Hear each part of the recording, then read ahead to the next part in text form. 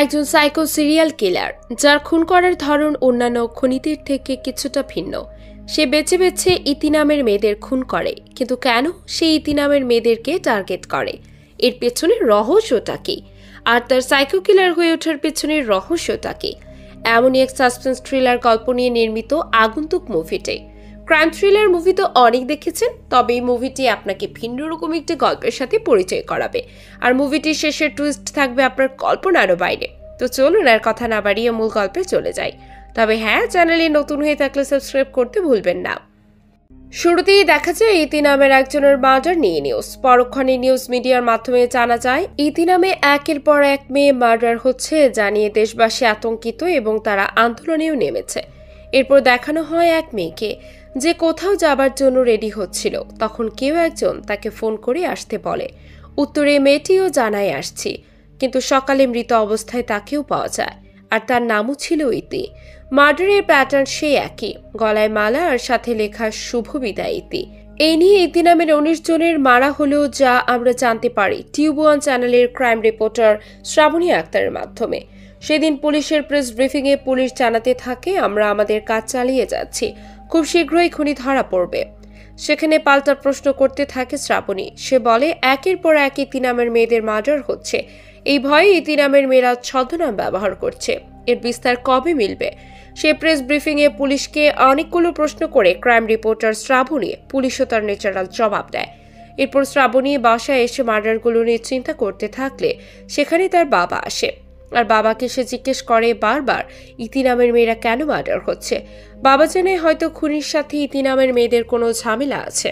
তারপর বাবা চলে গেলে শ্রাবণ ইন্সপেক্টর মাহাতাবকে ফোন দিয়ে লাস্ট মার্ডারের ডিটেলস জানতে চায়। মাহাতাব জানায় সর্বশেষ মার্ডার হওয়া ইতি নামের মেয়েটি টিচার ছিল, আর তাকে যে শেষবার ফোন করেছিল তার খোঁজ পেয়েছে। শ্রাবণ এরপর বলে এই যে 19 জন ইতি মার্ডার হলো, আমি এর একটা ধারাবাহিক রিপোর্ট করতে চাই, এতে আপনার হেল্প লাগবে। মাহাতাব হেল্প করতে সম্মতি জানায়। ওই দিন রাতে রাস্তায় এক জোকারকে দেখানো হয়, তাহলে জোকারটি কি খুনি? হয়তো আমরা এর পরিচয় সামনে পাবো। শ্রাবণী মার্ডার নিয়ে ধারাবাহিক রিপোর্ট করতে চাইলে এই চ্যানেলের প্রধান তাতে সম্মতি দেয়। এরপর সেখানে চলে আসে শ্রাবণীর ক্যামেরাম্যান তপু। তারা আবার একে অপরকে ভালোবাসে, তাই শ্রাবণী তার মায়ের বার্থডে উপলক্ষে তাদের বাসাতে তপুকে নিয়ে যেতে থাকে। সেই সময় দেখা যায় পুলিশ এই লোকটিকে ধরে নিয়ে এসেছে, যে লাস্ট বাড়ি থেকে ফোন করেছিল। লোকটি জিজ্ঞাসাবাদে জানায়, আমি পার্কে হাঁটছিলাম, তখন কেউ একজন বোরখা পরে এসে আমার ফোন চাচ্ছিল কথা বলার জন্য। অনেক জোরাজুরি করার পর সে ফোনটি দিয়েছিল, কয়েক মিনিট পরে ফোনটি আবার সে ব্যাক করে। তাই বলছি স্যার, আমি ফোন করিনি, হয়তো সে করেছিল। ওদিকে শ্রাবণী তপুকে নিয়ে তাদের বাসায় যেতে থাকলে পথের মধ্যে জানতে পারে তার মা হাসপাতালে ভর্তি, তাই তারা হাসপাতালে চলে আসে। সেখানে শ্রাবণীর মা শ্রাবণীকে জানায় ওর মা ঠিকই ছিল, কিন্তু হঠাৎ সব ঘটে গেল। সেখানে শ্রাবণী কিছুক্ষণ কান্নাকাটি করে, এরপর সে কিছু একটা ব্যাপারে সন্দেহ করে। তাই তপুকে একসময় জিজ্ঞেস করে এখান থেকে কাউকে সে যেতে দেখেছে কিনা। তপু জানায় না, সে দেখেনি। সেই সময় পুলিশ স্টেশনে একজন এসে ইন্সপেক্টর মাহাতাবকে বলে আমার মেয়ে নিখোঁজ, তাকে খুঁজে পাচ্ছি না। মাহাতাব নাম জিজ্ঞেস করলে নিখোঁজ মেয়ের মা জানায় ইতি, বয়স হচ্ছে 18, আজ তার বার্থডে, কিন্তু খুঁজে পাচ্ছি না। এটা শুনে চোখ কপালে উঠে যায় মাহাতাবের। তাহলে কি আরো একটু মার্ডার হতে চলেছে? ঠিক ঘটেও এমনটাই। তাকে পাওয়া যায় একটি পরিত্যক্ত মিলে, সেখানেও দেয়ালে লেখা থাকে শুভ বিদায় ইতি। একসময় সেটার রিপোর্ট করতে আসে শ্রাবণী। এরপর মার্ডার নিয়ে তার ধারাবাহিক রিপোর্টের কার্যক্রম চালিয়ে যেতে থাকে। সেই ধারাবাহিকতায় শ্রাবণী লাস্ট মার্ডার হওয়া ইতির বাসায় যায়। সেখানে গেলে জানতে পারে বাবা মা ইতির ছদ্মনাম রেখেছিল। ভিকটিমের জন্মদিন কেউ একজন ছদ্মনাম প্রকাশ করলে 2 দিনের পর মৃত অবস্থায় পাওয়া যায়। সেখানে শ্রাবণী বার্থডের ফুটেজ দেখতে চাইলে ভিকটিমের বাবা দেখায়। ভিডিও দেখে শ্রাবণী জানায় কেউ একজন এখানে মিসিং, আর সে শুরু থেকে এখানে ছিল। যে ইতির ছদ্মনাম প্রকাশ পেয়েছে আর সেই নামটি শুনে ফেলেছে। এই বলে সে দিনের মতো চলে যায় শ্রাবণী। তারপর বাসায় আসার আগেই নেমে যায় শ্রাবণী। তখন তপু বাসা পর্যন্ত এগিয়ে দিতে চাইলে শ্রাবণী জানায় সে একা যেতে পারবে, তাই একা একা সে যেতে থাকে। তখন দূর থেকে শ্রাবণীর চিৎকার শুনতে পায় তপু। সেই সময় শ্রাবণী আবার চলে আসে তপুর কাছে, এসে জানায় তারা আমাকে মারতে চেয়েছিল, কোনো মতে তাদের হাত থেকে বেঁচে ফিরেছি। তখন তাকে সান্ত্বনা দেয় তপু।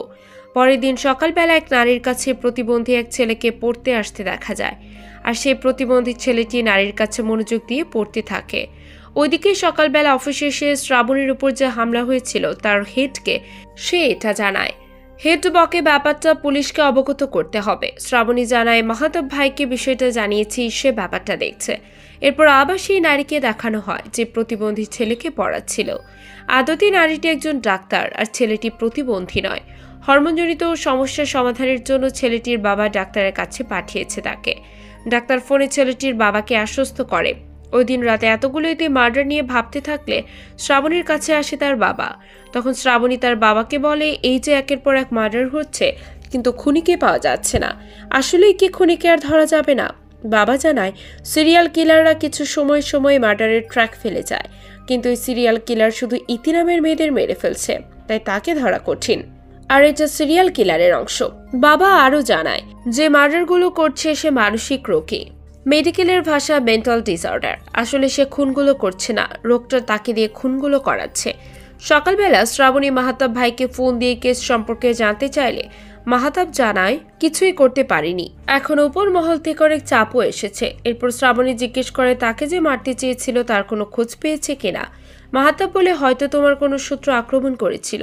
শ্রাবণী ক্রাইম রিপোর্টার, তাই তার শত্রু থাকতে পারে, এটাই ভাবে সে বাসায় এসে লাস্ট ভিক্টিমের জন্মদিনের ভিডিওটি ভালোভাবে দেখতে থাকে। ঠিক সেই সময় ইতি মার্ডার নিয়ে দেশব্যাপী চলছিল আন্দোলন। ভিডিওটা নিয়ে খটকা থাকায় শ্রাবণী আবার লাস্ট ভিক্টিমের বাসায় আসে আর এসে বলে আশেপাশের সকল সিসি ক্যামেরা চেক করেছি, সেদিন কাউকে দেখা যায়নি। এরপর ইতির বার্থডে ভিডিওতে নিজেকে বসিয়ে ভিডিও করতে বলে শ্রাবণী। সেই অনুযায়ী ভিডিও করতে থাকলে ইতি ডাকার সাথে সাথে কোনো এক বিষয় সন্দেহ করে, তাই শ্রাবণী বাসার নিচে যাওয়ার পর আবার ইতি নাম ধরে ডাকার কথা জানায়। তারপর বাসার নিচে গিয়ে রাস্তার অপর পাশে বাড়ির সামনে দাঁড়ালে সেখানেও ইতি ডাকটি শুনতে পায়, তাই পাশের বাসায় ঢুকে পড়ে শ্রাবণী। সেখানে গেলে ইতির পেইন্ট করা ছবি দেখতে পায়, আর তখন ঘরে থাকা লোকটি শ্রাবণীকে ধাক্কা মেরে পালিয়ে যায়। ওই রাতেই দেখানো হয় সিরিয়াল কিলারকে। সে জোকারের মাস্ক আর সান্তা ক্লজের ড্রেস পরে আরও একটি মার্ডার করে বসে। এইবার সরাসরি সিরিয়াল কিলারের মার্ডার করার দিকটা বর্ণনা আকারে দেখানো হয়। ওদিকে যে লোকটি শ্রাবণীকে ধাক্কা মেরে পালিয়ে গিয়েছিল তাকে পুলিশ ধরে ফেলে, তাই তাকে দেখতে হাজতে আসে শ্রাবণী। তারপর মার্ডারের ব্যাপারগুলো নিয়ে তার কাছে জানতে চাইলে সে বলে সে কিছু করেনি, ইতিকে পছন্দ করত তাই ছবি এঁকেছে। মাহাতাব জানে এ সহজে কিছু বলবে না, সে আমাদের রাতের ঘুম হারাম করেছে। এরপর তাকে 3 দিনের রিমান্ডে নেওয়া হয়। এর মধ্যে আরেকটি ইতি মার্ডার হয়ে যায়, আর সেটাও রিপোর্টে জানায় শ্রাবণী। রিপোর্ট শেষ করে ক্যামেরাম্যান তপুকে নিয়ে বাসায় আসে শ্রাবণী। তারপর তারা খেতে বসলে খাবার টেবিলের নিচে থেকে কে যেন তাকে ঢিল ছোড়ে। সে ঢিলের সাথে একটা চিঠিও পায়। চিঠিটা পায় শ্রাবণী। সবাই তা দেখতে চাইলে শ্রাবণী তা দেখায় না আর বলে আমি ব্যাপারটা দেখছি। পরের দিন অফিসে গিয়ে আবার ইতির বার্থডের ভিডিওটি দেখতে থাকে শ্রাবণী। সেখানে তপু এসে জিজ্ঞেস করে রাতে কে চিঠি দিয়েছিল। তপুর কথা এড়িয়ে গিয়ে বার্থডের ভিডিওটা তপুকে দেখায় শ্রাবণী। সেখানে একজনের ভিডিও কলে কথা বলা নিয়ে সন্দেহ করতে থাকে শ্রাবণী, তাই তারা আবার ভিক্টিমের বাড়িতে চলে আসে। এসে ভিক্টিমের বাবাকে ভিডিওটি দেখায়, দেখিয়ে জিজ্ঞেস করে যে মেয়েটি ভিডিও কলে কথা বলছে তার সম্পর্কে বলুন, আর বলে ফোনের মাধ্যমেই হয়তো কিলার ইতির নাম শুনতে পেয়েছে। এই মেয়েটিকে তা জানতে চায়। ভিক্টিমের বাবা জানায় যে ভিডিও কলে কথা বলেছে সেও আমার মেয়ে, কিন্তু এখানে সে থাকে না। শ্রাবণী ফোন করলে ফোনে পায় না। সেই সময় শ্রাবণীর কাছে তার বসের ফোন আসলে সেখান থেকে চলে যেতে হয়।